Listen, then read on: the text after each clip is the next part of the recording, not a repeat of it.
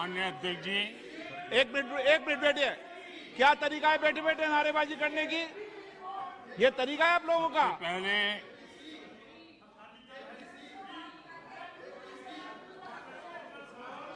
देखिए माननीय सदस्य, मैं पुनः आपको चेतावनी दे रहा हूं, नहीं तो मुझे नेम करना पड़ेगा आपको।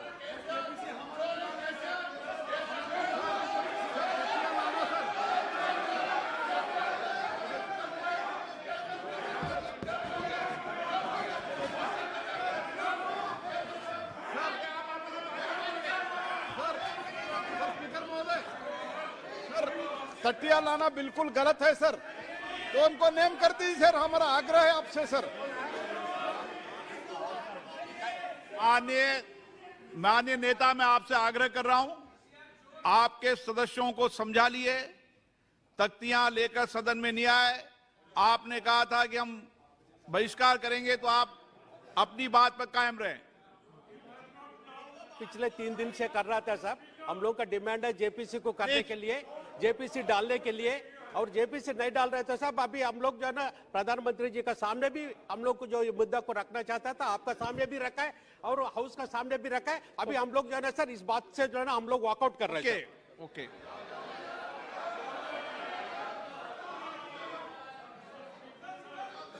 बैठ जाइए आप।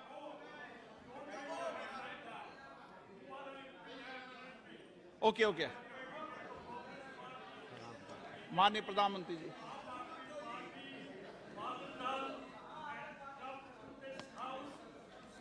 आदरणीय अध्यक्ष जी, सबसे पहले बजट पे मैं राष्ट्रपति जी के अभिभाषण पर धन्यवाद करता हूं, और ये मेरा सौभाग्य रहा है कि मुझे पहले भी कई बार राष्ट्रपति जी के अभिभाषण पर धन्यवाद करने का अवसर मिला है।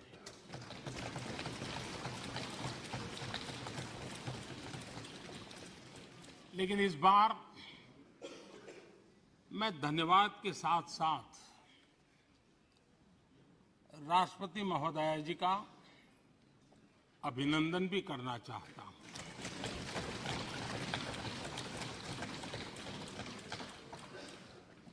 अपने विजनरी भाषण में राष्ट्रपति जी ने हम सबको और करोड़ों देशवासियों को मार्गदर्शन किया है। गणतंत्र के मुखिया के रूप में उनकी उपस्थिति ऐतिहासिक भी है और देश की कोटि कोटि बहन बेटियों के लिए बहुत बड़ा प्रेरणा का अवसर भी। आदरणीय राष्ट्रपति महोदया ने आदिवासी समाज का गौरव तो बढ़ाया ही है, लेकिन आज आजादी के इतने सालों के बाद आदिवासी समाज में जो गौरव की अनुभूति हो रही है, उनका जो आत्मविश्वास बढ़ा है,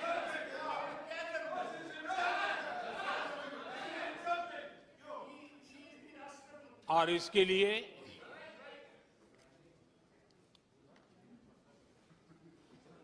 ये सदन भी और देश भी उनका आभारी हूं।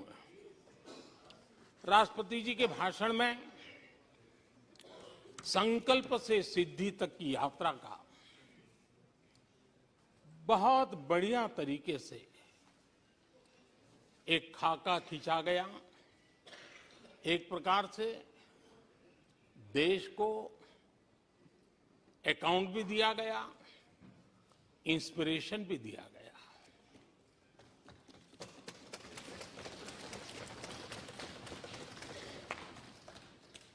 आदरणीय अध्यक्ष जी,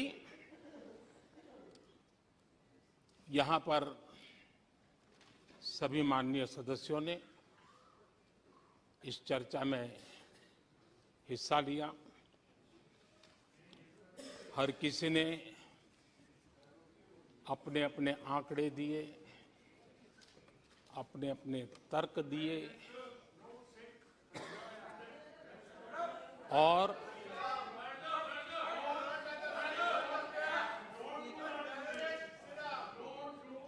अपनी रुचि, प्रवृत्ति, प्रकृति के अनुसार सबने अपनी बातें रखी और जब इन बातों को गौर से सुनते हैं, उसे समझने का जब प्रयास करते हैं, तो ये भी ध्यान में आता है कि किसकी कितनी क्षमता है, किसकी कितनी योग्यता है, किसकी कितनी समझ है और किसका क्या इरादा है। ये सारी बातें प्रकट होती ही हैं और देश भली भांति तरीके से उसका मूल्यांकन भी करता है। मैं चर्चा में शामिल सभी माननीय सदस्यों का हृदय से आभार व्यक्त करता हूं, लेकिन मैं देख रहा था कल कुछ लोगों के भाषण के बाद पूरा इकोसिस्टम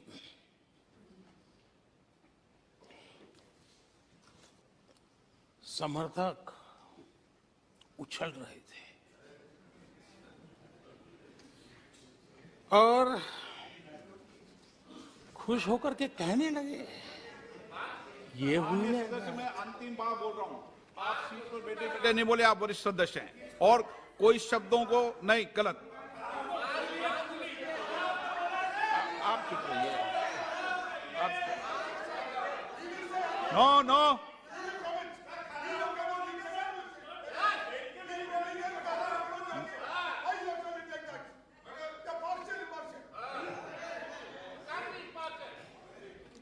पूरा इकोसिस्टम उछल रहा था और कुछ लोग तो खुश होकर के कह रहे थे, ये हुई ना बात, बड़ा शायद नींद भी अच्छी आई होगी,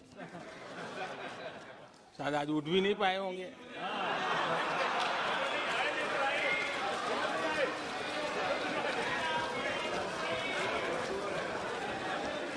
और ऐसे लोगों के लिए कहा गया है,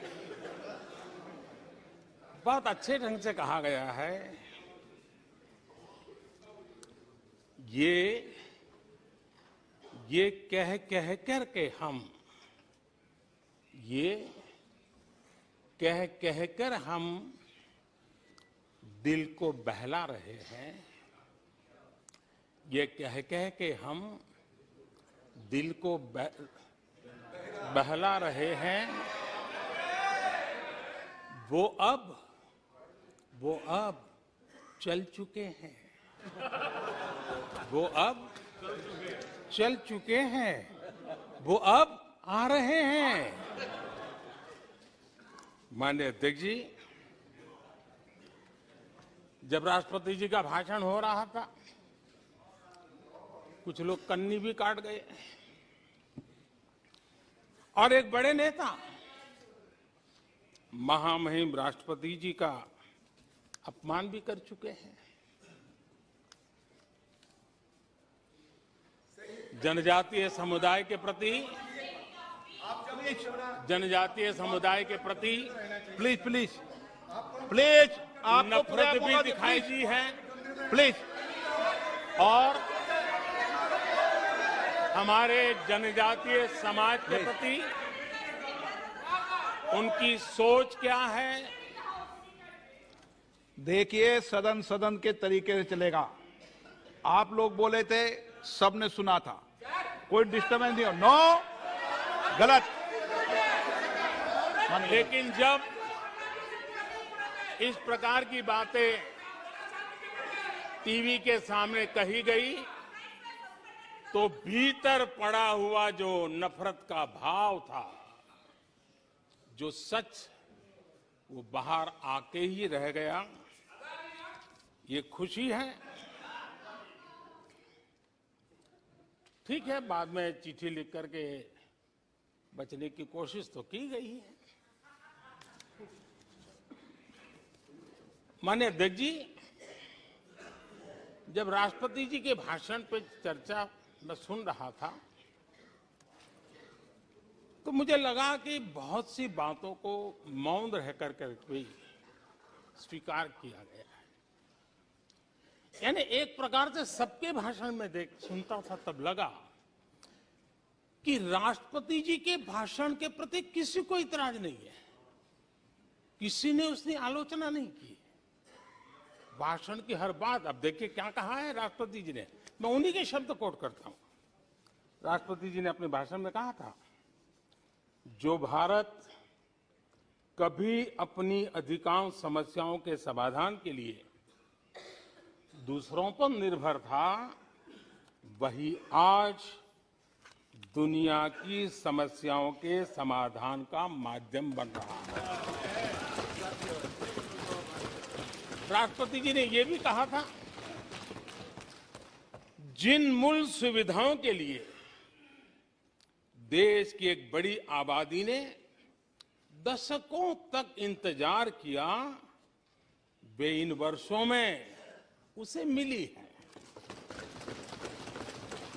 बड़े बड़े घोटालों, सरकारी योजनाओं में भ्रष्टाचार की जिन समस्याओं से देश मुक्ति चाहता था, वह मुक्ति अब देश को मिल रही है।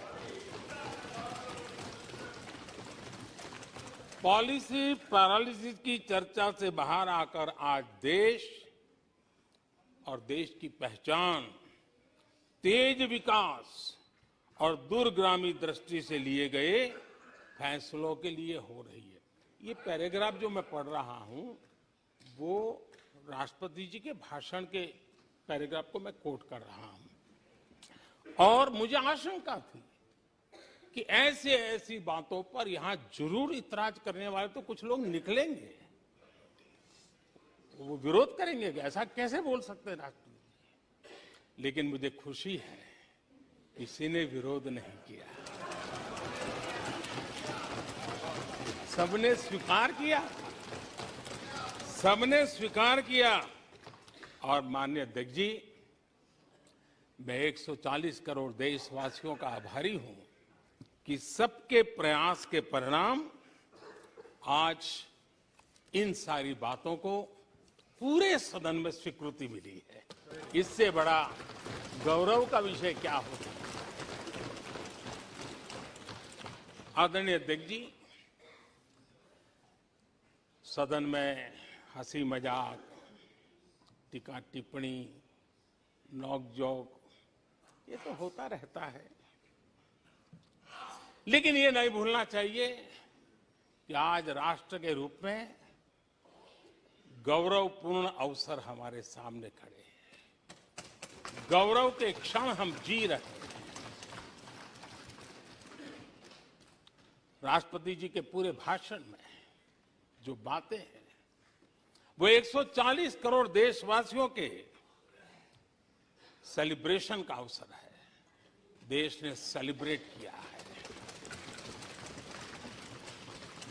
माननीय अध्यक्ष जी, 100 साल में आई हुई ये भयंकर बीमारी, महामारी, दूसरी तरफ युद्ध की स्थिति, बटा हुआ विश्व, इस स्थिति में भी, इस संकट के माहौल में भी देश को जिस प्रकार से संभाला गया है, देश जिस प्रकार से संभला है, इससे पूरा देश आत्मविश्वास से भर रहा है, गौरव से भर रहा है। आदरणीय अध्यक्ष जी, चुनौतियों के बिना जीवन नहीं होता है। चुनौतियां तो आती हैं, लेकिन चुनौतियों से ज्यादा सामर्थ्यवान है 140 करोड़ देशवासियों का जज्बा। 140 करोड़ देशवासियों का सामर्थ्य चुनौतियों से भी ज्यादा मजबूत है, बड़ा है और सामर्थ्य से भरा हुआ है। इतनी बड़ी भयंकर महामारी, बटा हुआ विश्व, युद्ध के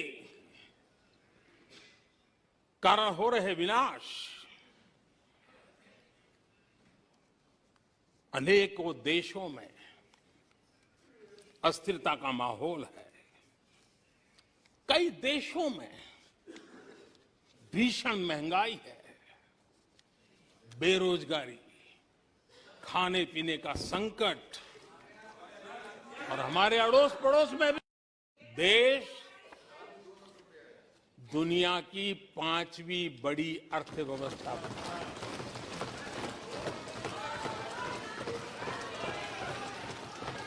आज पूरे विश्व में भारत को लेकर के पॉजिटिविटी है, एक आशा है, भरोसा है। और माननीय अध्यक्ष जी, ये भी खुशी की बात है कि आज भारत को विश्व के समृद्ध देश ऐसे G20 समूह की अध्यक्षता का अवसर भी मिला। ये देश के लिए गर्व की बात है। ये देश के लिए गर्व की बात है। 140 करोड़ देशवासियों के लिए गौरव की बात है। लेकिन मुझे लगता है, पहले मुझे नहीं लगता था, लेकिन अभी लग रहा है शायद इससे भी कुछ लोगों को दुख हो रहा है। 140 करोड़ देशवासियों में किसी को दुख नहीं हो सकता है। वो आत्मनिरीक्षण करे, वो कौन लोग हैं जिसको इसका भी दुख हो रहा है। माननीय अध्यक्ष जी,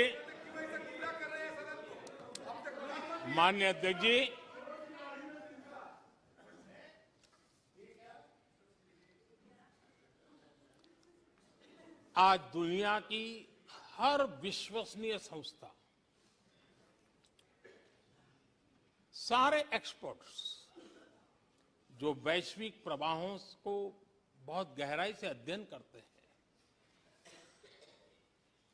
जो भविष्य का अच्छे से अनुमान भी लगा सकते हैं, उन सबको आज भारत के प्रति बहुत आशा है, विश्वास है और बहुत एक मात्रा में उमंग भी है। और आखिर ये सब क्यों? ऐसे ही तो नहीं है। आज पूरी दुनिया भारत की तरफ इस प्रकार से बड़ी आशा की नजरों से क्यों देख रही है? इसके पीछे कारण है। इसका उत्तर छिपा है भारत में आई स्थिरता में, भारत की वैश्विक साख में, भारत के बढ़ते सामर्थ्य में और भारत में बन रही नई संभावनाओं में। माननीय अध्यक्ष जी, हमारी रोजमर्रा की जिंदगी में जो बातें हो रही है, उसी को मैं अगर शब्दबद्ध करूं और कुछ बातें उदाहरण से समझाने की कोशिश करूं। अब आप देखिए, भारत में एक 2-3 दशक अस्थिरता के रहे, आज स्थिरता है, पॉलिटिकल स्टेबिलिटी है, स्टेबल गवर्नमेंट भी है और डिसिसिव गवर्नमेंट है।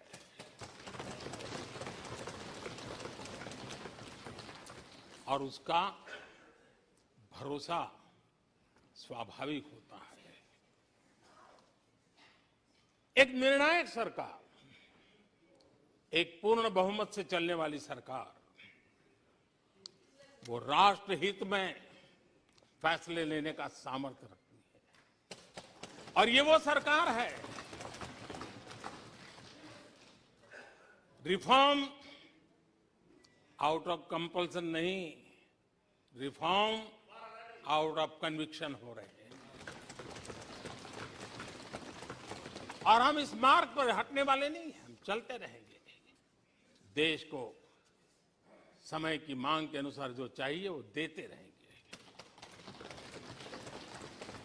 माननीय अध्यक्ष जी, एक और उदाहरण की तरफ मैं जाना चाहूंगा। इस कोरोना काल में मेड इन इंडिया वैक्सीन तैयार हुई। भारत ने दुनिया का सबसे बड़ा वैक्सीनेशन अभियान चलाया।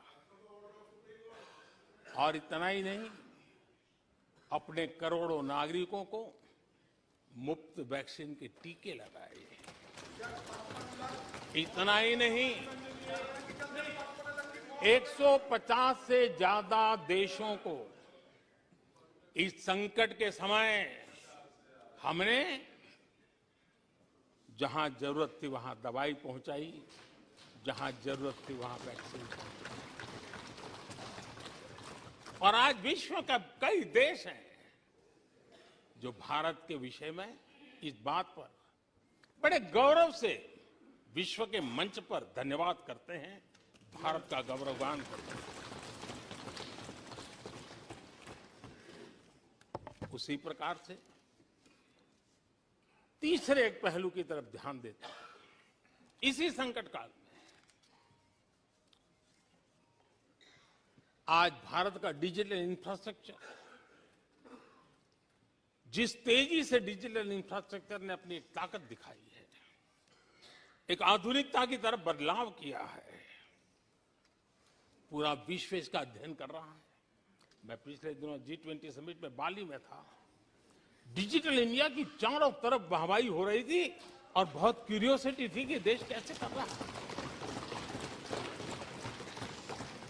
कोरोना काल में दुनिया के बड़े बड़े देश, समृद्ध देश अपने नागरिकों को आर्थिक मदद पहुंचाना चाहते थे, नोटें छापते थे, बांटते थे, लेकिन बांट नहीं पाते थे। ये देश हैं जो एक फ्रिक्शन ऑफ सेकंड में लाखों करोड़ों रुपए देशवासियों के खाते में जमा करवा सकता है।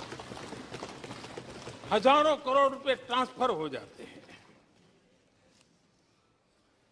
एक समय था छोटी छोटी टेक्नोलॉजी के लिए देश तरसता था। आज देश में बहुत बड़ा फर्क महसूस हो रहा है। टेक्नोलॉजी के क्षेत्र में देश बड़ी ताकत के साथ आगे बढ़ रहा है।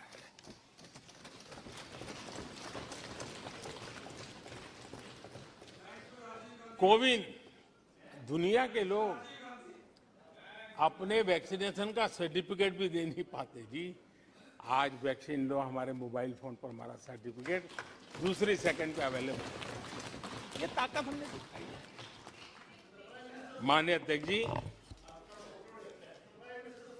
भारत में नई संभावनाएं हैं।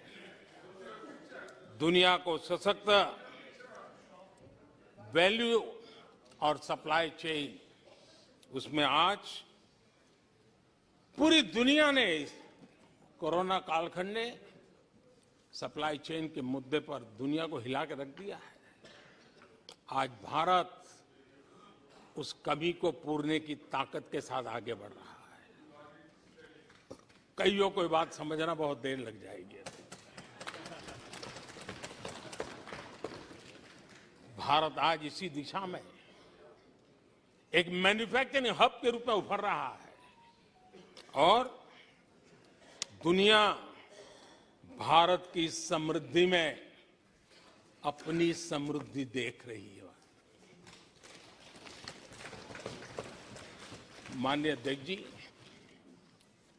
निराशा में डूबे हुए कुछ लोग इस देश की प्रगति को स्वीकार ही नहीं कर पा रहे हैं। उन्हें भारत के लोगों की उपलब्धियां नहीं दिखती है। अरे 140 करोड़ देशवासियों के पुरुषार्थ और प्रयास का परिणाम है, जिसके कारण आज दुनिया में डंका बजना शुरू हुआ है।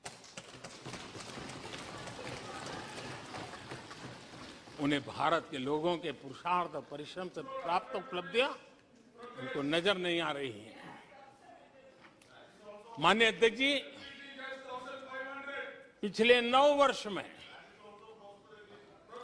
भारत में 90,000 स्टार्टअप्स, और आज स्टार्टअप की दुनिया में हम दुनिया में तीसरे नंबर पर पहुंच चुके हैं। एक बहुत बड़ा स्टार्टअप इकोसिस्टम आज देश के टायर 2, टायर 3 सिटीज में भी पहुंच चुका है। हिंदुस्तान के हर कोने में पहुंचा है। भारत के युवा सामर्थ्य की पहचान बनता जा रहा है। माननीय अध्यक्ष जी, इतने कम समय में और कोरोना के विकट कालखंड में 108 यूनिकॉर्न बने हैं, और एक यूनिकॉर्न का मतलब होता है उसकी वैल्यू 6-7 हजार करोड़ से ज्यादा होती है। ये देश के नौजवानों ने करके दिखाया। माननीय अध्यक्ष जी, आज भारत दुनिया में मोबाइल मैन्युफैक्चरिंग में दुनिया में दूसरा बड़ा देश बन गया है। घरेलू विमान यात्री, डोमेस्टिक एयर ट्रैफिक में आज विश्व में हम तीसरे नंबर पर पहुंच चुके हैं। एनर्जी कंजम्पशन प्रगति के एक मानदंड माना जाता है। आज भारत एनर्जी कंजम्पशन में दुनिया में एक कंज्यूमर के रूप में तीसरे नंबर पर हम पहुंच चुके हैं। रिन्यूएबल एनर्जी की कैपेसिटी में हम दुनिया में चौथे नंबर पर पहुंच चुके हैं। स्पोर्ट्स, कभी हमारी कोई पूछ नहीं होती थी, कोई पूछता नहीं था। आज स्पोर्ट्स की दुनिया में हर स्तर पर भारत के खिलाड़ी अपना रुतबा दिखा रहे हैं, अपना सामर्थ्य दिखा रहे हैं। एजुकेशन समेत हर क्षेत्र में आज भारत आगे बढ़ रहा है। पहली बार, माननीय अध्यक्ष जी, गर्व होगा, पहली बार हायर एजुकेशन में एनरोलमेंट वालों की संख्या 4 करोड़ से ज्यादा हो गई। इतना ही नहीं, बेटियों की भी भागीदारी बराबर होती जा रही है।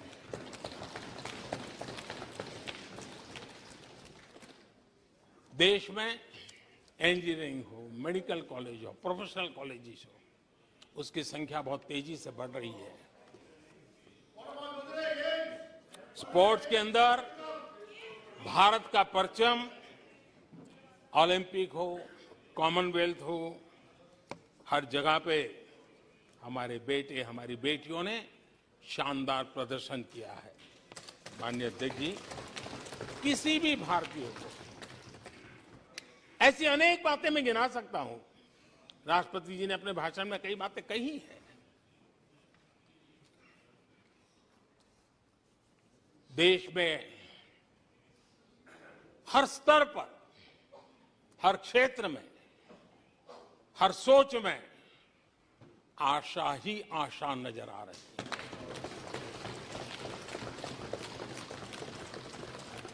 एक विश्वास से भरा हुआ देश है,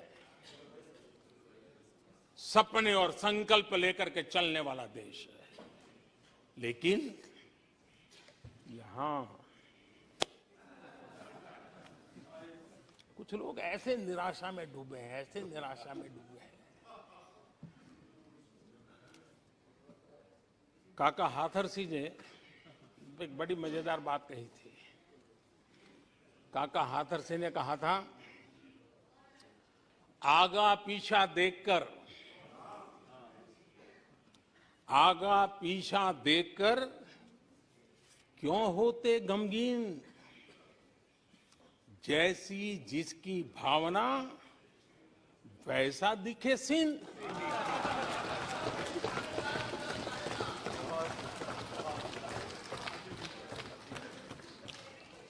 आदरणीय अध्यक्ष जी, आखिर ये निराशा भी ऐसे नहीं आई है। इसके पीछे कारण है। एक तो जनता का हुक्म, बार बार हुक्म, लेकिन साथ साथ इस निराशा के पीछे जो अंतर मन में पड़ी हुई चीज है, जो चैन से सोने नहीं देती है, और क्या है? पिछले 10 साल में 2014 के पहले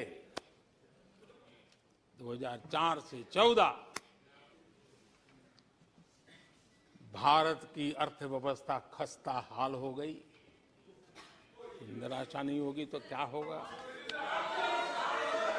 10 साल में महंगाई डबल डिजिट रही, महंगाई डबल डिजिट रही, और इसलिए कुछ अगर अच्छा होता है तो निराशा और उभर करके आती है। और जिन्होंने बेरोजगारी दूर करने के वादे किए थे, जिन्होंने बेरोजगारी दूर करने के वादे किए थे,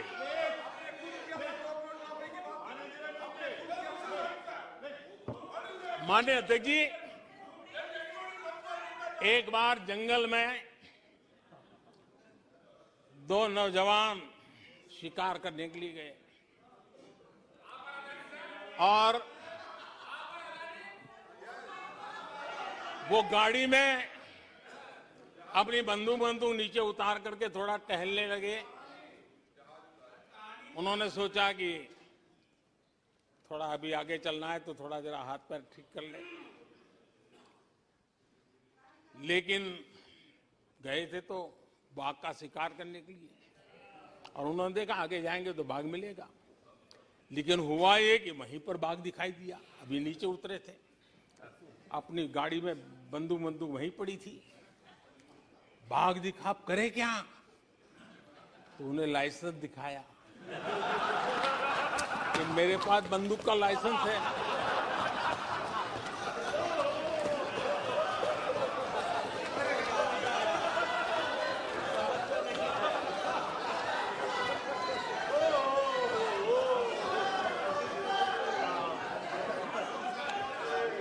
इन्होंने भी बेरोजगारी दूर करने के नाम पर एक कानून दिखाया, वो कानून बना दिया है।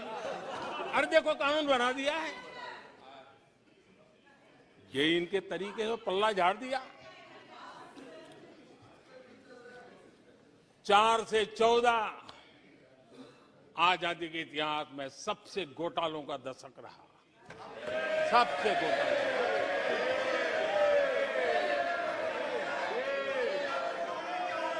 वही 10 साल, यूपीए के वो 10 साल, कश्मीर से कन्याकुमारी, कश्मीर से कन्याकुमारी, भारत के हर कोने में आतंकवादी हमलों का सिलसिला चलता रहा। 10 साल हर नागरिक असुरक्षित था। चारों तरफ यही सूचना रहती थी कि कोई अनजानी चीज को हाथ मत लगाना, अनजानी चीज से दूर रहना, वही खबरें रहती थी। 10 साल में जम्मू कश्मीर से लेकर नॉर्थ ईस्ट तक हिंसा ही हिंसा देश का शिकार हो गया था। उस 10 साल में भारत की आवाज ग्लोबल प्लेटफॉर्म पर इतनी कमजोर थी कि दुनिया सुनने तक तैयार नहीं। आदरणीय अध्यक्ष जी, इनकी निराशा का कारण ये भी है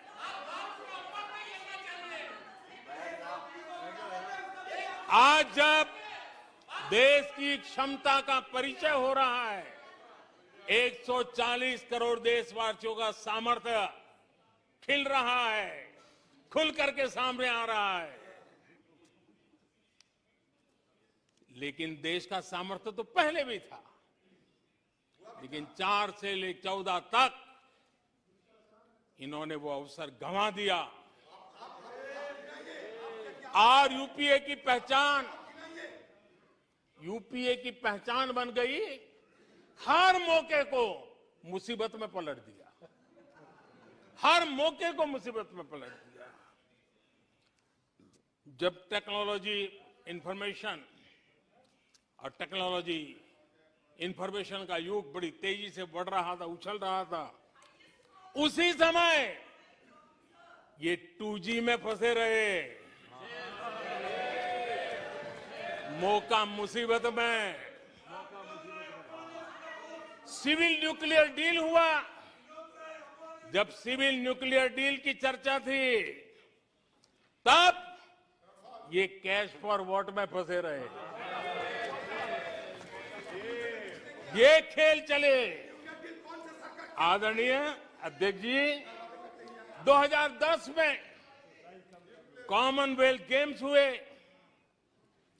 भारत को दुनिया के सामने, भारत की युवा सामर्थ्य को प्रस्तुत करना एक बहुत बड़ा अवसर था, लेकिन फिर मौका मुसीबत में, और CWG घोटाले में पूरा देश दुनिया में बदनाम हो गया। आदरणीय अध्यक्ष जी,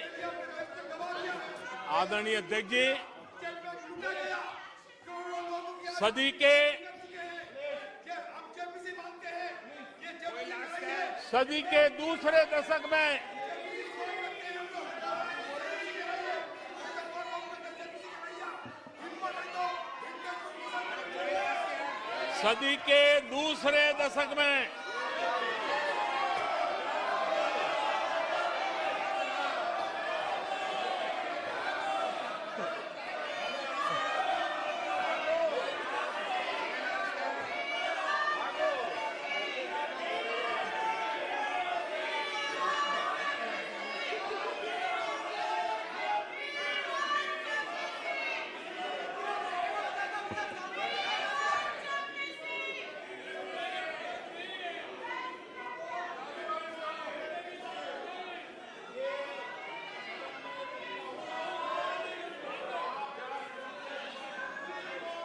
उचित नहीं है, ये संसदीय परंपराओं के अनुरूप नहीं है।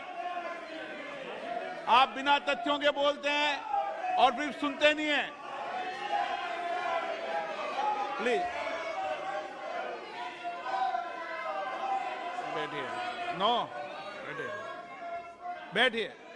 No no no no no. आदरणीय अध्यक्ष जी, ऊर्जा का किसी भी देश के विकास में अपना एक महात्म्य होता है, और जब दुनिया में भारत की ऊर्जा शक्ति के उभार की दिशा में चर्चा की जरूरत थी, इस सदी के दूसरे दशक में हिंदुस्तान की चर्चा ब्लैकआउट के नाते हुई। पूरे विश्व में ब्लैकआउट के वो दिन चर्चा के केंद्र में आ गए। कोयला घोटाला चर्चा में आ गया। आदरणीय अध्यक्ष जी, देश पर इतने आतंकी हमले हुए, 2008 के हमलों को कोई भूल नहीं सकता है, लेकिन आतंकवाद पर सीना तान कर, आंख में आंख मिला करके हमले करने का सामर्थ्य नहीं था।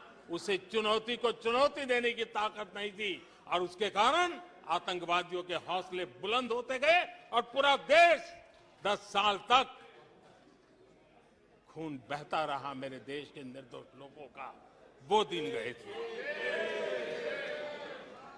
आदरणीय अध्यक्ष जी, जब LOC भारत के सामर्थ्य की ताकत का अवसर रहता था, उस समय डिफेंस डील को लेकर के हेलीकॉप्टर घोटाले और सत्ता को कंट्रोल करने वाले लोगों के नाम उसमें चिन्हित हो गए। आदरणीय अध्यक्ष जी, जब देश के लिए जरूरत थी और निराशा के मूल में ये चीजें पड़ी हुई है, सब उभर करके आ रहा है। आदरणीय अध्यक्ष जी, इस बात को हिंदुस्तान हर पल याद रखेगा कि 2014 के पहले का जो दशक था, द लॉस्ट डेकेड के रूप में जाना जाएगा। और इस बात को इनकार नहीं कर सकते कि 2030 का जो दशक है, ये इंडिया डेकेड है पूरे विश्व के लिए। आदरणीय अध्यक्ष जी, थैंक यू शशि जी।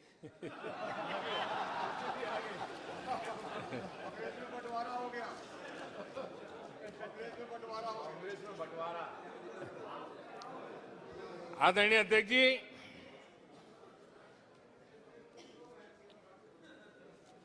लोकतंत्र में आलोचना का बहुत महत्व मैं मानता हूं और मैं हमेशा मानता हूं कि भारत जो कि मदर ऑफ डेमोक्रेसी है, सदियों से हमारे यहां लोकतंत्र हमारी रगों में पनपा हुआ है।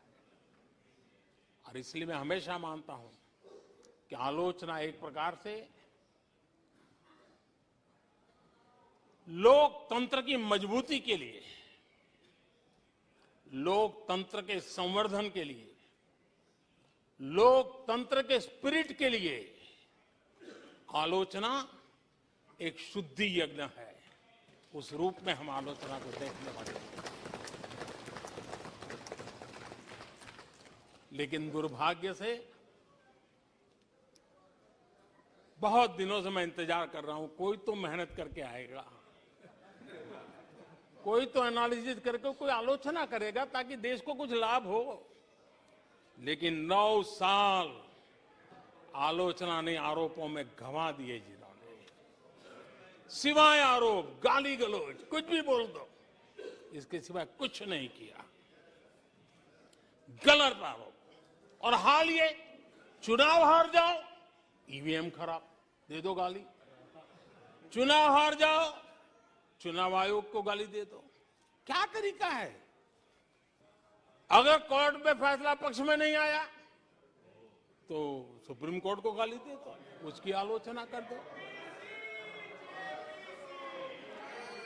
अगर भ्रष्टाचार की जांच हो रही है, अगर भ्रष्टाचार की जांच हो रही है,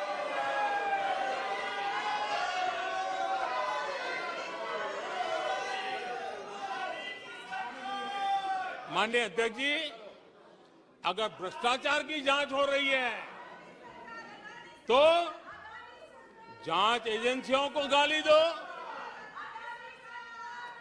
अगर सेना पराक्रम करे, सेना अपना शौर्य दिखाए और वो नैरेटिव देश के जन जन के अंदर एक नया विश्वास पैदा करे, तो सेना की आलोचना करो, सेना को गाली दो, सेना पर आरोप करो।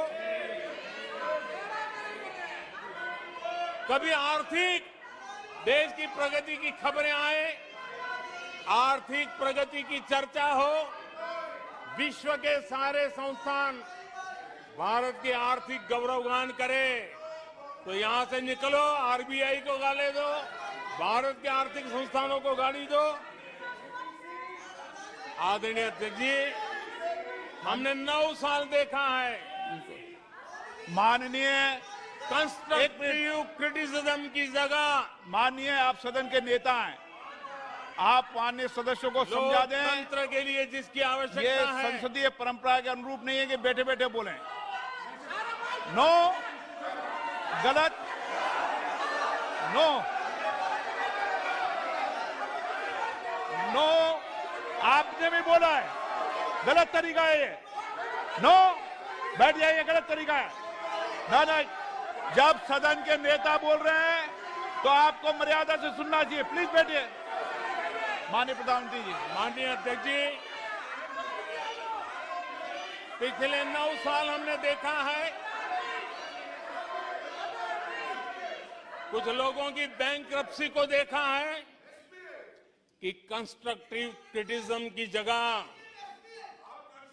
कंपल्सिव क्रिटिक्स ने ले ली है और ये कंपल्सिव क्रिटिक्स इसी में डूबे हुए हैं, खोए हुए हैं। माननीय अध्यक्ष जी, सदन में भ्रष्टाचार की जांच करने वाली एजेंसियों के बारे में बहुत कुछ कहा गया और मैंने देखा कि बहुत सारे विपक्ष के लोग इस विषय में सूर मिला रहे थे। मिले मेरा तेरा सूर।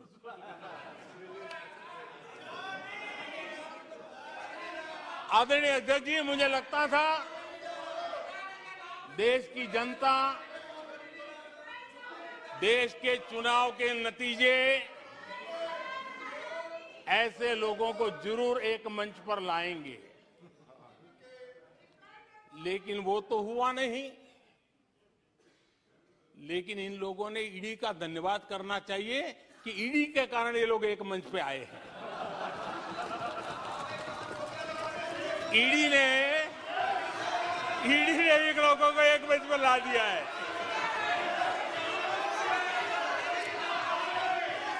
और इसलिए जो काम देश के मतदाता नहीं कर पाए,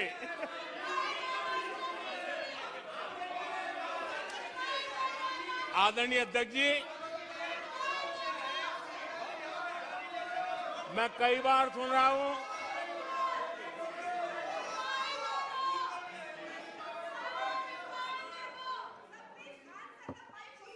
माननीय अध्यक्ष जी, मैं कई बार सुन रहा हूं यहां कुछ लोगों को हार्वर्ड स्टडी का बड़ा क्रेज है। हार्वर्ड स्टडी है, बड़ा क्रेज है। कोरोना काल में ऐसा ही कहा गया था और कांग्रेस ने कहा था कि भारत की बर्बादी पर हार्वर्ड में केस स्टडी होगी, ऐसा कहा था।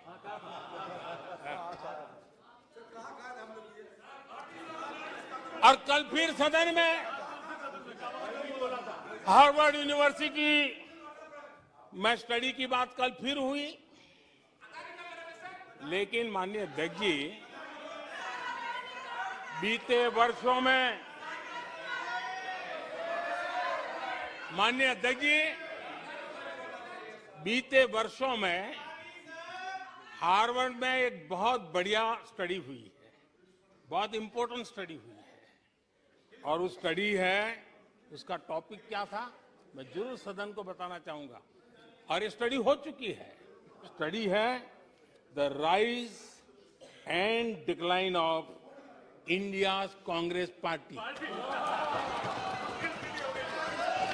ये स्टडी हो चुका है और मुझे विश्वास है अध्यक्ष जी, मुझे विश्वास है भविष्य में कांग्रेस की बर्बादी पर सिर्फ हार्वर्ड नहीं, बड़े बड़े विश्वविद्यालयों में अध्ययन होना ही होना है और डुबाने वाले लोगों पर भी होने वाला है। आदरणीय अध्यक्ष जी, मैं ऐसे लोगों के लिए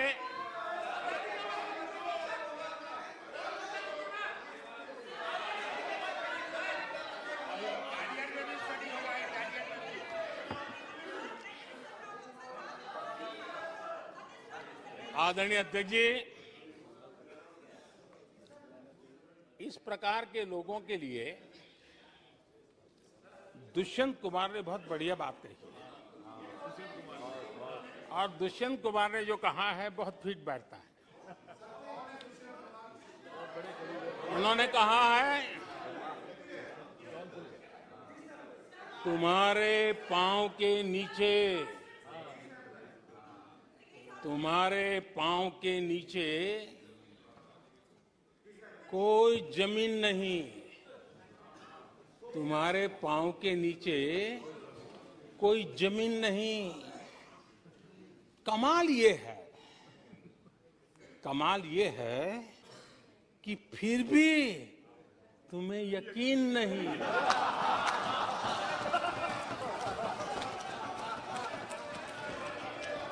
माननीय अध्यक्ष जी,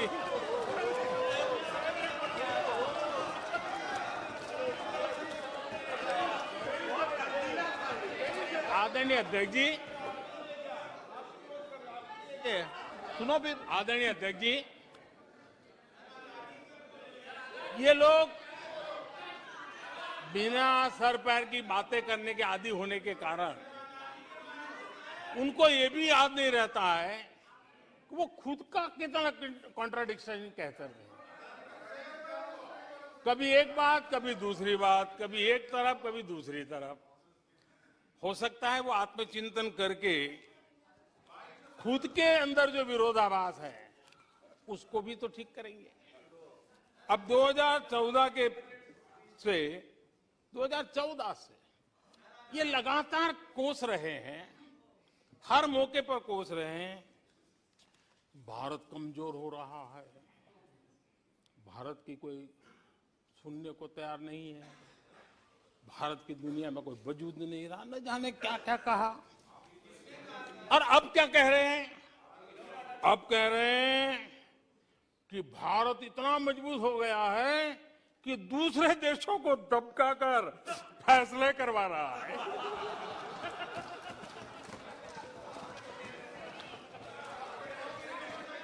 अरे पहले ये तो तय करो भाई कि भारत कमजोर हुआ है कि मजबूत हुआ है। माननीय अध्यक्ष जी,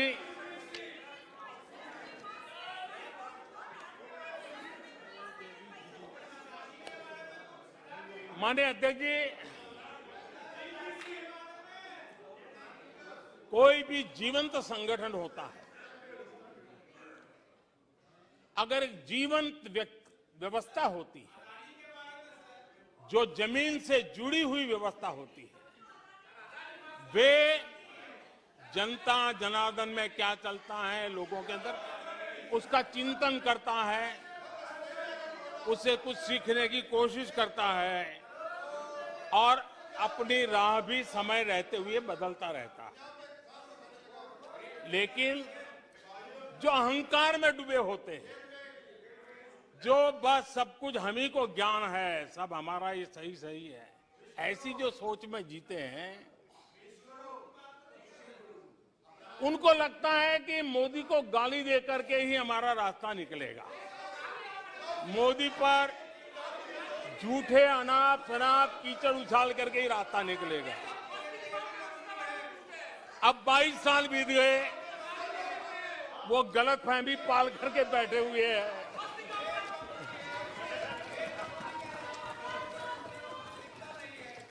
आदरणीय अध्यक्ष जी, मोदी पे भरोसा अखबार की सुर्खियों से पैदा नहीं हुआ है। मोदी पे ये भरोसा टीवी पर चमकते चेहरों से नहीं हुआ है। जीवन खपा दिया है, पल पल खपा दी है, देश के लोगों के लिए खपा दी है, देश के उज्जवल भविष्य के लिए खपा दी है।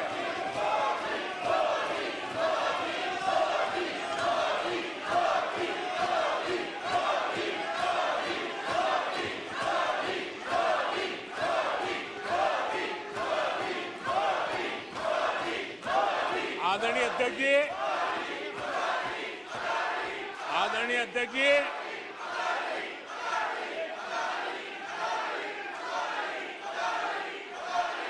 आदरणीय अध्यक्ष जी,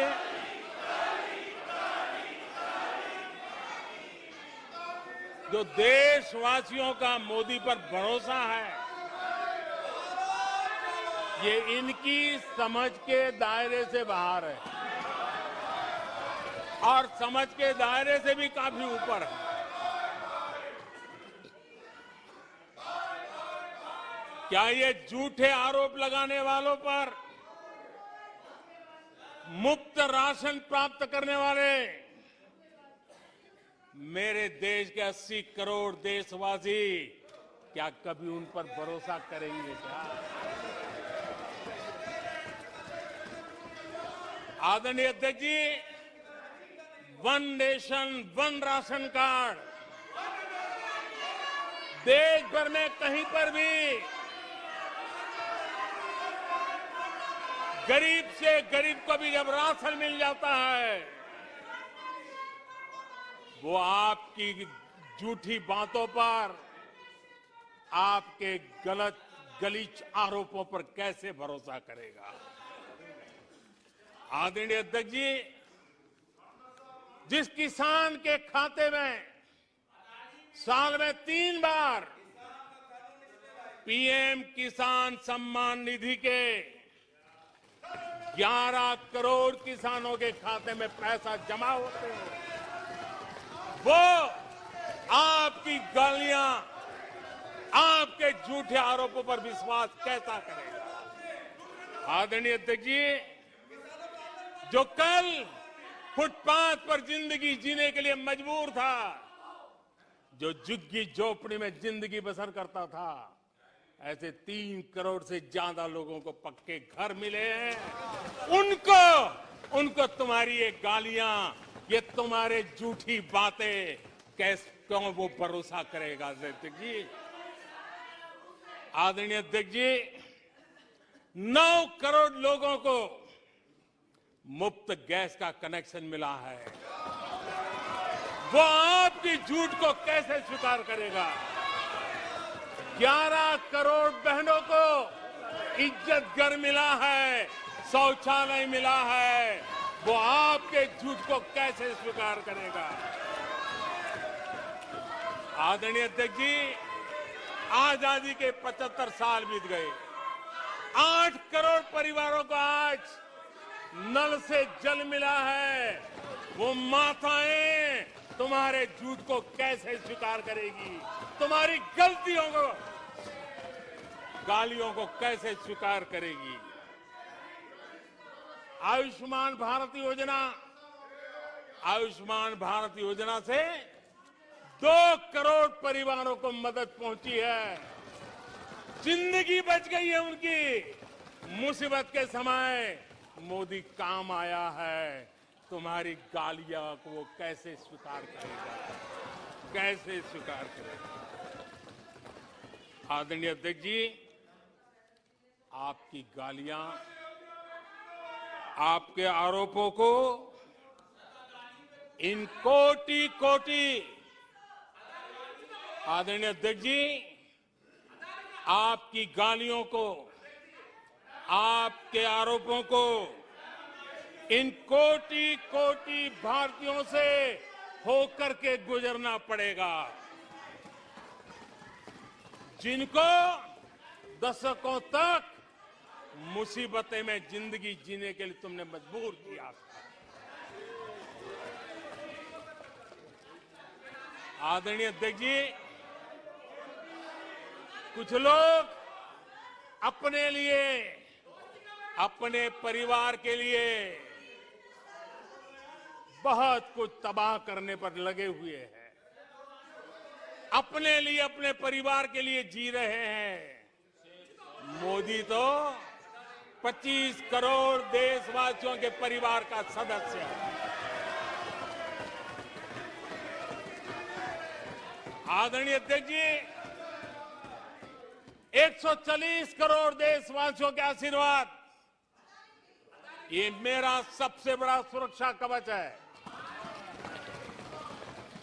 और गालियों के शस्त्र से, झूठ के शस्त्रास्त्रों से इस सुरक्षा कवच को कभी तुम भेद नहीं सकते हो। वो विश्वास का सुरक्षा कवच है, और इन शस्त्रों से तुम कभी भेद नहीं सकते हो। आदरणीय अध्यक्ष जी,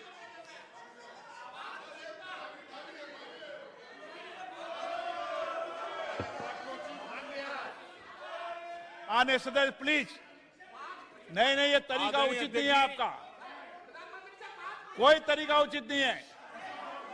नो, इस तरीके से सदन नहीं चलेगा, मैं आपको बता देता हूं। नो, तरीका गलत है। बैठिए, बैठिए। क्या सदन है, संसद है, बैठकर टिप्पणी करते हैं? सदन के नेता बोलते हैं जब कुछ शांत रखा करो, मर्यादा रखा करो चीजों की।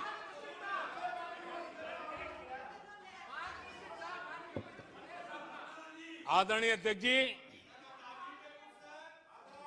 हमारी सरकार कुछ बातों के लिए प्रतिबद्ध है। समाज के वंचित वर्ग को वरीयता, उस संकल्प को लेकर के हम जी रहे हैं, उस संकल्प को लेकर के चल रहे हैं। दशकों तक दलित, पिछड़े, आदिवासी जिस हालत में उनको छोड़ दिया गया था, वो सुधार नहीं आया जो संविधान निर्माताओं ने सोचा था, जो संविधान निर्माताओं ने निर्दिष्ट किया था।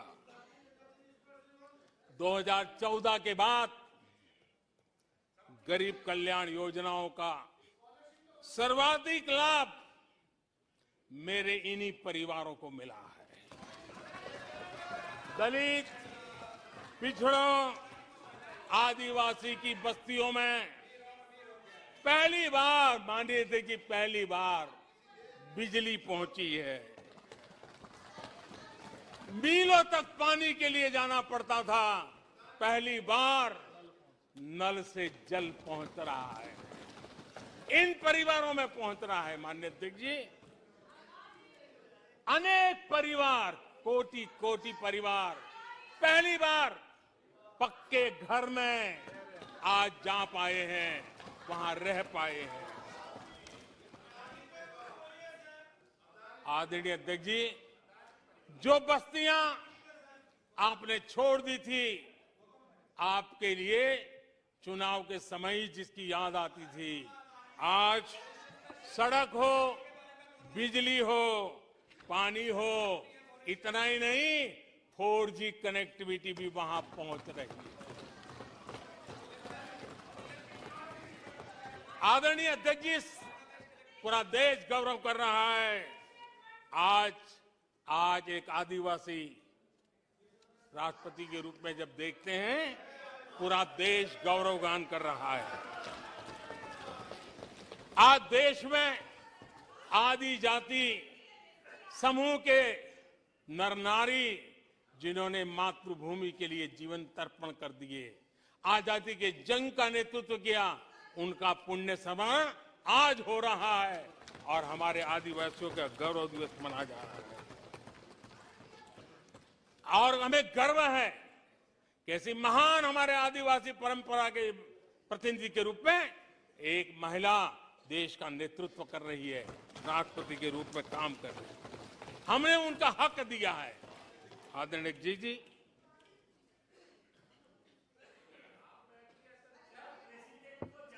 आदरणीय अध्यक्ष जी, हम पहली बार देख रहे हैं। एक बात ये भी सही है, हम सबका समान अनुभव है, सिर्फ मेरा ही ऐसा है ऐसा नहीं, आपका भी है। हम सब जानते हैं कि जब मां सशक्त होती है तो पूरा परिवार सशक्त होता है। जब मां सशक्त होती है तो परिवार सशक्त होता है, परिवार सशक्त होता है तो समाज सशक्त होता है, और तभी जाकर के देश सशक्त होता है। और मुझे संतोष है कि माताएं, बहनों, बेटियों को सबसे ज्यादा सेवा करने का सौभाग्य हमारी सरकार को मिला है। हर छोटी मुसीबत को दूर करने का प्रामाणिक पूर्वक प्रयास किया है। बड़ी संवेदनशीलता के साथ उस पर हमने ध्यान केंद्रित किया है। आदरणीय अध्यक्ष जी, कभी कभी मजाक उड़ाया जा रहा है, ऐसा कैसा प्रधानमंत्री है, लाल किले पर से टॉयलेट की बातें करता है, बड़ी मजाक उड़ाई गई। आदरणीय अध्यक्ष जी, ये टॉयलेट, ये इज्जतगार, इन मेरी माताओं बहनों की क्षमता, उनकी सुविधा, उनका सुरक्षा का सम्मान करने वाली बात। इतना ही नहीं मानिए अध्यक्ष जी, जब मैं सैनिटरी पैड की बात करता हूं तो लोगों को लगता है अरे प्रधानमंत्री ऐसे विजय में क्यों जाते हैं। माननीय अध्यक्ष जी, सैनिटरी पैड्स के अभाव में गरीब बहन बेटियों के अपमान सहती थी, बीमारियों का शिकार हो जाती थी। माताओं बहनों को धुएं में दिन के कई घंटे बिताने पड़ते थे, उनका जीवन धुएं फंसा रहता था, उसे मुक्ति दिलाने का काम उन गरीब माताओं बहनों को करने का सौभाग्य हमें मिला है। जिंदगी खप जाती थी, आधा समय पानी के लिए, आधा समय केरोसिन की लाइन के अंदर खपे रहते थे। आज उससे मुक्ति देने का संतोष, उन माताओं बहनों को मुक्ति देने का संतोष।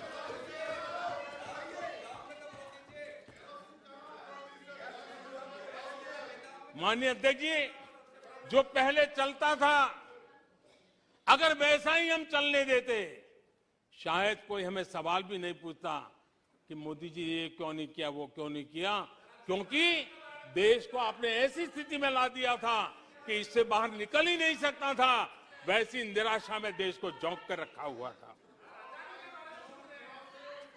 हमने उज्ज्वला योजना से धुएं से मुक्ति दिलाई, जल जीवन से पानी दिया, बहनों के सशक्तिकरण के लिए काम किया। 9 करोड़ बहनों को सेल्फ हेल्प ग्रुप, स्वयं सहायता समूह से जोड़ना, माइनिंग से लेकर के डिफेंस तक, आज माताओं बहनों को, बेटियों को अवसर खोल दिए हैं। ये खोलने का काम हमारी सरकार ने किया है।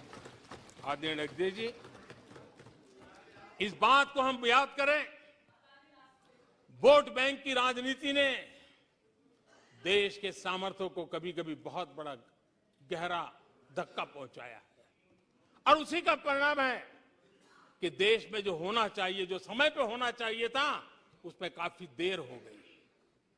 आप देखिए, मध्यम वर्ग लंबे समय तक मध्यम वर्ग को पूरी तरह नकार दिया गया, उसकी तरफ देखा तक नहीं गया।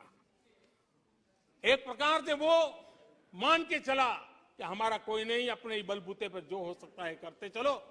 वो अपनी पूरी शक्ति बेचारा खपा देता था। लेकिन हमारी सरकार, एनडीए सरकार ने मध्यम वर्ग की ईमानदारी को पहचाना है, उन्हें सुरक्षा प्रदान की है, और आज हमारा परिश्रमी मध्यम वर्ग देश को नई ऊंचाई पर ले जा रहा है। सरकार के विभिन्न योजनाओं से मध्यम वर्ग को कितना लाभ हुआ है, माननीय अध्यक्ष जी, मैं उदाहरण देता हूं। 2014 से पहले जीबी डेटा, क्योंकि आज युग बदल चुका है, ऑनलाइन दुनिया चल रही है, हर एक के हाथ में मोबाइल पड़ा हुआ है, कुछ लोगों के जेब फटे हुए हो तो भी मोबाइल तो होता ही है। आदरणीय अध्यक्ष जी, 2014 के पहले जीबी डेटा की कीमत 250 रुपया थी, आज सिर्फ 10 रुपया, आज सिर्फ 10 रुपया। आदरणीय अध्यक्ष जी, एवरेज हमारे देश में एक नागरिक एवरेज 20 जीबी का उपयोग करता है। अगर उस हिसाब को मैं लगाऊं तो एवरेज एक व्यक्ति का 5,000 रुपया बचता है। आदरणीय अध्यक्ष जी, 5,000 रुपया बचता है। आदरणीय अध्यक्ष जी, जन औषधि स्टोर आज पूरे देश में आकर्षण का कारण बने हैं, क्योंकि मध्यम वर्ग का परिवार, उसको अगर परिवार में सीनियर सिटीजन है, डायबिटीज जैसी बीमारी है, तो 1,000, 2,000, 2,500, 3,000 की दवाई हर महीना लेनी पड़ती है। जन औषधि केंद्र में जो दवाई बाजार में 100 रुपए में मिलती है, जन औषधि में 10 रुपए, 20 रुपए में मिलती है। आज 20,000 करोड़ रुपया मध्यम वर्ग का जन औषधि के कारण बचा है। माननीय अध्यक्ष जी,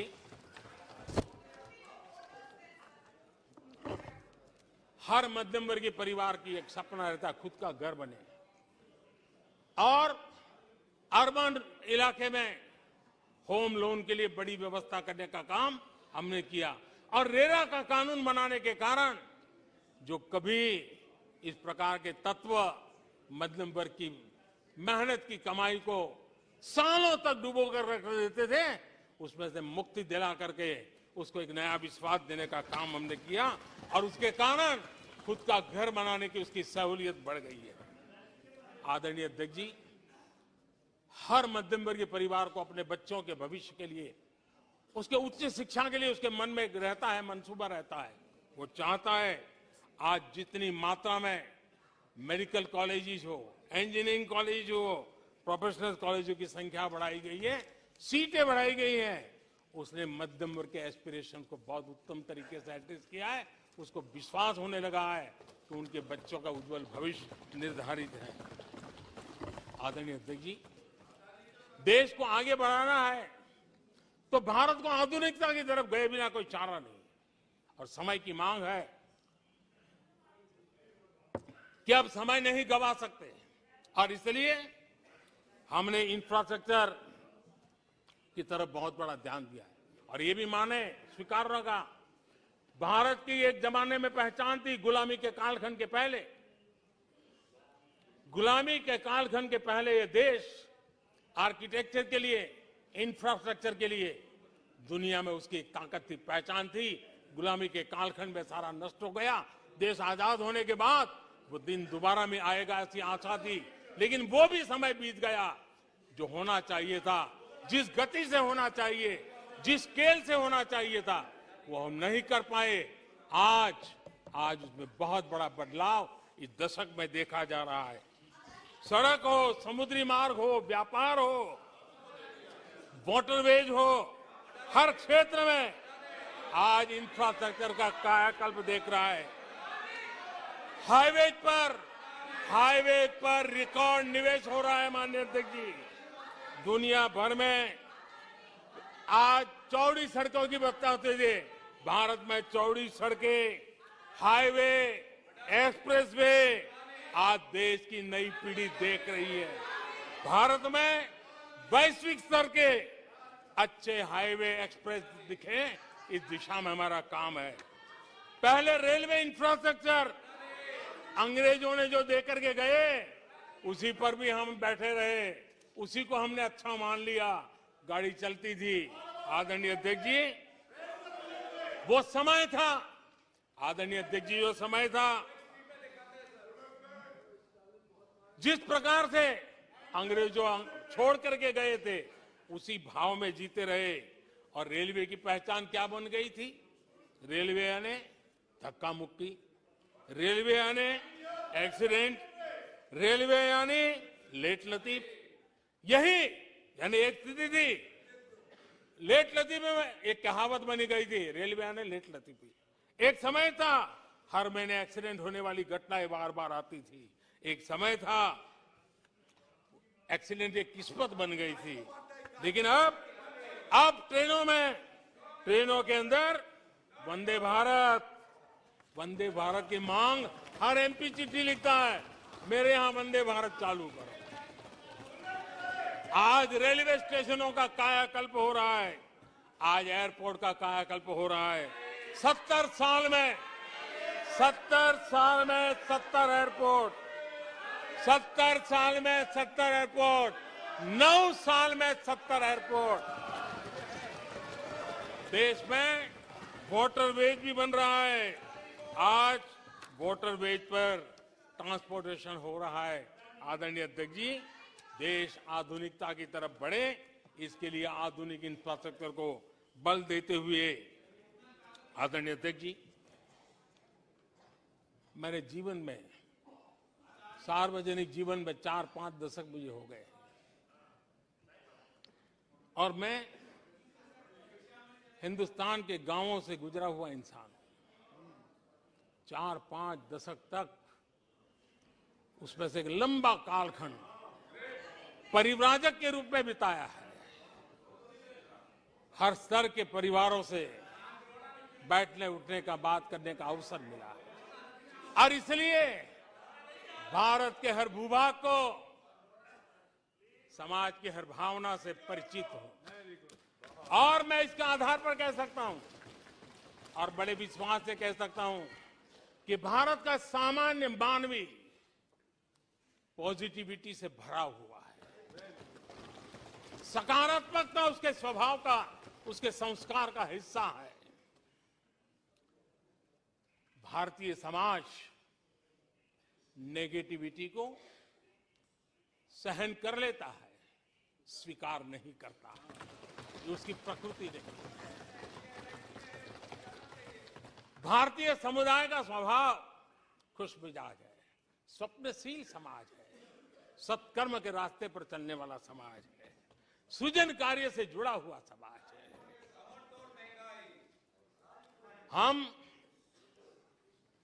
मैं आज कहना चाहूंगा, जो लोग सपने लेकर के बैठे हैं कि कभी यहां बैठते थे, फिर कभी मौका मिलेगा, ऐसे लोग जरा 50 बार सोचें, अपने तौर तरीकों पर जरा पुनर्विचार करें। लोकतंत्र में आपको भी आत्मचिंतन करने की आवश्यकता है। आधार आज डिजिटल लेन देन का सबसे बड़ा महत्वपूर्ण अंग बन गया। आपने उसको भी निराधार करके रख दिया था, अब उसके भी पीछे पड़ गए थे। उसको भी रोकने के लिए कोर्ट कचहरी तक को छोड़ा नहीं था। जीएसटी को न जाने क्या क्या कह दिया गया, पता नहीं, लेकिन आज हिंदुस्तान की अर्थव्यवस्था को और सामान्य मानवी को जीवन सुगम बनाने में जीएसटी ने एक बहुत बड़ी भूमिका अदा की। वो जमा एचएएल को कितनी गालियां दी गई, किस प्रकार से बड़े बड़े फोरम का मिसयूज किया गया। आज एशिया का सबसे बड़ा हेलीकॉप्टर बनाने वाला हब बन चुका है, जहां से तेजस हवाई जहाज सैकड़ों की संख्या में बन रहे हैं। भारतीय सेना के हजारों करोड़ रुपए का ऑर्डर आज एचएएल के पास है।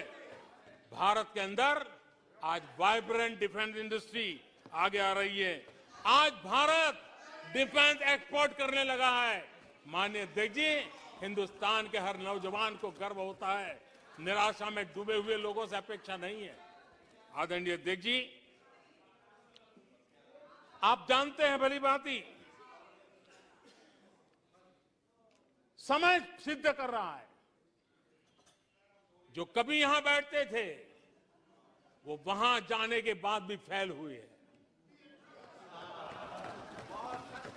वहां जाने के बाद भी फेल हुए और देश पास होता जा रहा है, डिस्टिंक्शन पे जा रहा है। और इसलिए समय की मांग है कि आज निराशा में डूबे हुए लोग थोड़ा स्वस्थ मन रख के आत्मचिंतन करें। आदरणीय अध्यक्ष जी, यहां जम्मू कश्मीर की भी चर्चा हुई, जम्मू कश्मीर की भी चर्चा हुई, और जो अभी अभी जम्मू कश्मीर घूम करके आए उन्होंने देखा होगा कितने आन बान शान के साथ आप जम्मू कश्मीर में जा सकते, घूम सकते, फिर सकते। आदरणीय अध्यक्ष जी, पिछली शताब्दी के उत्तरार्ध में, आदरणीय अध्यक्ष जी, पिछली शताब्दी के उत्तरार्ध में मैं भी जम्मू कश्मीर में यात्रा लेके गया था और लाल चौक में तिरंगा फहराने का संकल्प लेकर के चला था। और तब आतंकवादियों ने पोस्टर लगाए थे, आतंकवादियों ने पोस्टर लगाए थे उस समय, और कहा था कि देखते हैं किसने अपनी मां का दूध पिया है जो लाल चौक में आके तिरंगा फहराता है। पोस्टर लगे थे। और उस दिन वो 24 जनवरी थी, मैंने जम्मू के अंदर बड़ी सभा में कहा था, अध्यक्ष जी मैं पिछली शताब्दी की बात कर रहा हूं, और तब मैंने कहा था आतंकवादी कान खोल करके सुन ले। उस दिन मैंने कहा था आतंकवादी कान खोल करके सुन ले। 26 जनवरी को ठीक 11 बजे मैं लाल चौक पहुंचूंगा, बिना सिक्योरिटी आऊंगा, बुलेट प्रूफ जैकेट के बिना आऊंगा, और फैसला लाल चौक में होगा किसने अपनी मां का दूध पिया।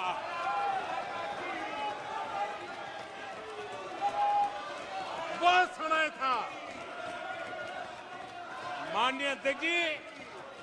और जब श्रीनगर के लाल चौक में तिरंगा फहराया, उसके बाद मैंने मीडिया के लोग पूछने लगे, मैंने कहा था कि आमतौर पर तो 15 अगस्त और 26 जनवरी को जब भारत का तिरंगा लहराता है तो भारत के आयुध, भारत के बारूद सलामी देते हैं, आवाज करके देते हैं। मैंने कहा आज जब मैं लाल चौक के अंदर तिरंगा फहरा हूं, दुश्मन देश का बारूद भी सलामी कर रहा है, गोलियां चला रहा था, बंदूकें बम फोड़ रहा था। आदरणीय अध्यक्ष जी, आज जो शांति आई है, आज चैन से जा सकते हैं, सैकड़ों की तादाद में जा सकते हैं। ये माहौल और पर्यटन की दुनिया में कई दशकों के बाद सारे रिकॉर्ड जम्मू कश्मीर ने तोड़े हैं। आज जम्मू कश्मीर में लोकतंत्र का उत्सव मनाया जा रहा है। आदरणीय अध्यक्ष जी, आज जम्मू कश्मीर में हर घर तिरंगा का सफल कार्यक्रम होते हैं। मुझे खुशी है, कुछ लोग हैं जो कभी कहते थे तिरंगे से शांति बिगड़ने का खतरा लगता था। कुछ लोगों को ऐसा कहते थे कि तिरंगे से जम्मू कश्मीर में शांति बिगड़ने का खतरा लगता था। वक्त देखिए, वक्त का मजा देखिए, अब वो भी तिरंगा यात्रा में शरीक हो रहे हैं।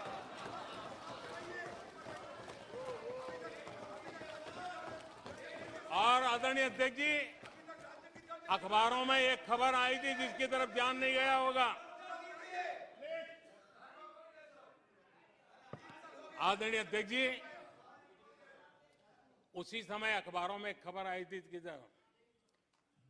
क्योंकि लोग टीवी में चमकने की कोशिश में लगे थे, लेकिन उसी समय श्रीनगर के अंदर दशकों बाद थिएटर हाउसफुल चल रहे थे।